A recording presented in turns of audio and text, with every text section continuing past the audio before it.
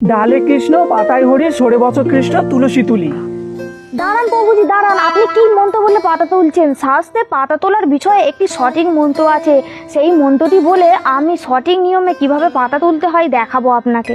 প্রথমে বলি, স্নান করে শুদ্ধ শুকনো কাপড় পরে খালি পায়ে তুলসী দেবীর কাছে এরকম ভাবে বসে তুলসী দেবীর প্রণাম মন্ত্র বলে প্রণাম করবেন। তারপর এই তুলসী চয়ন মন্ত্রটি বলবেন।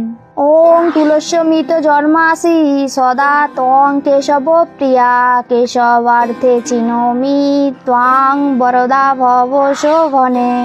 এইভাবে গাছটিকে হালকা করে নাড়িয়ে বাম হাতে ধরে ডান হাতে তুলসী পত্র চয়ন করবেন। তুলসী পত্র চয়ন করার সময় খেয়াল রাখবেন যেন এই আঙুলটা স্পর্শ না হয়, আর নোং না লাগে, আর ছিলে না যায়। তো এরকম ভাবে চয়ন করবেন। আপনারা প্রভুজির মতো বিভিন্ন লোকের ভিডিও দেখে ওই মন্ত্রটি না বলে আমি স্বাস্থ্যসম্মত এই মন্ত্রটি বললাম এটি বলবেন। তুলসী পাতা তোলা হয়ে গেলে আপনারা তুলসী দেবীর কাছে ক্ষমা প্রার্থনা করে নেবেন। হরে কৃষ্ণ।